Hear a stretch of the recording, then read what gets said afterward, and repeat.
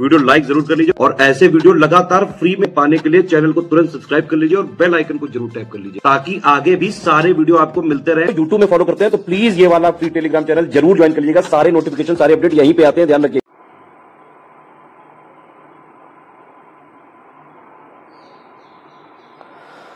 नमस्कार साथियों, स्वागत है आप सभी का स्टडी फॉर सिविल सर्विसेज में।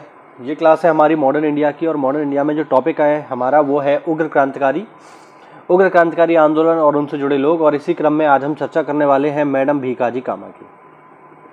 तो चलिए देखते हैं इनको।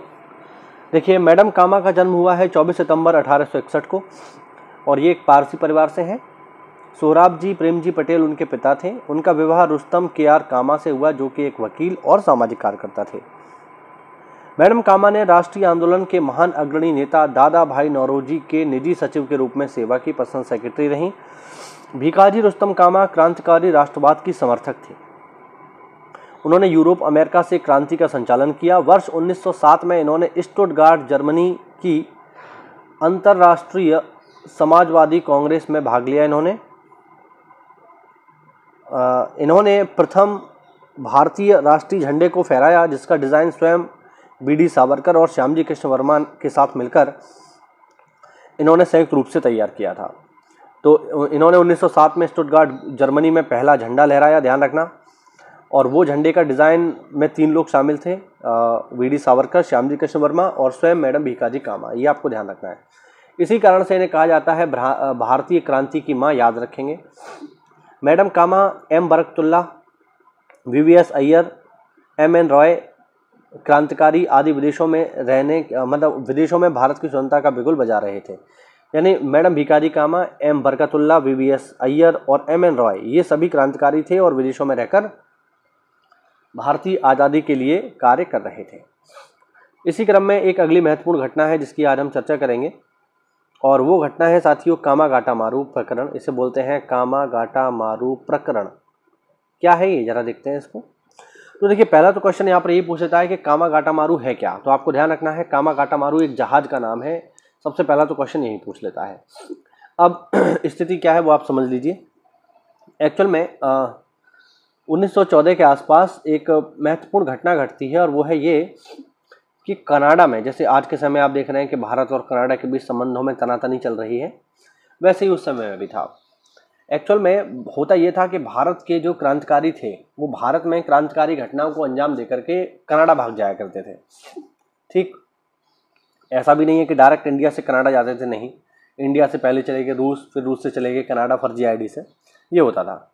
तो ऐसे में उस समय की जो अंग्रेज सरकार थी, जो यूनाइटेड किंगडम की सरकार थी, जो भारत में भी शासन कर रही थी, उसने कनाडा से ये कहा कि आप एक नियम बनाओ और नियम ये बनाओ आप कि ऐसा कोई भी भारतीय जो डायरेक्ट इंडिया से कनाडा नहीं आया है, जो सीधे इंडिया से कनाडा नहीं आया है, घूम फिर के कहीं आया है, तो उसे आप कनाडा में आने मत दो।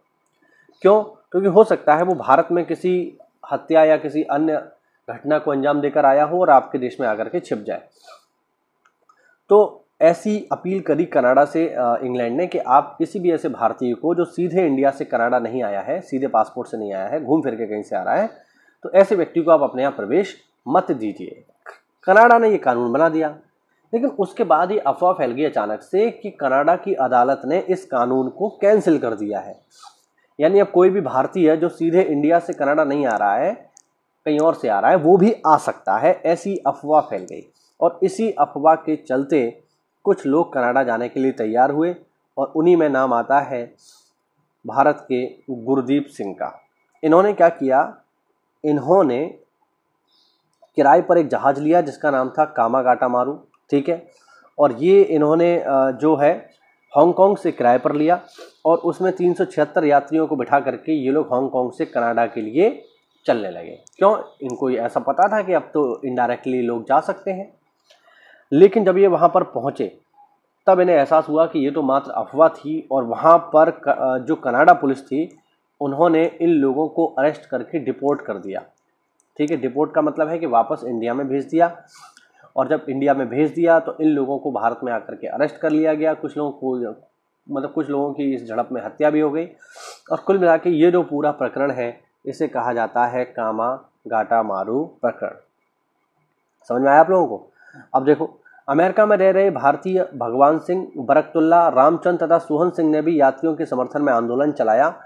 कामाकाटामारू जहाज के बज पहुंचने पर क्रुद्ध यात्रियों तथा पुलिस में संघर्ष हुआ, जिसमें लगभग 18 यात्री मारे गए और 202 यात्रियों को जेल में डाल दिया। तो ये काफ़ी भयानक एक कांड था जिसे हम कहते हैं कामागाटामारू। उम्मीद करता हूँ आपको समझ में आया होगा साथियों। अगली क्लास में जो है हम चर्चा करेंगे श्यामजी कृष्ण वर्मा और इनकी गदर पार्टी से जुड़े हुए अन्य जो महत्वपूर्ण पॉइंट हैं उनकी हम बात करेंगे। तो ये हुआ साथियों आज का हमारा वीडियो। उम्मीद करता हूँ आपको नई जानकारी इसमें मिली होगी। मिलते हैं अगली क्लास में, तब तक के लिए जय हिंद, जय भारत, वंदे मातरम।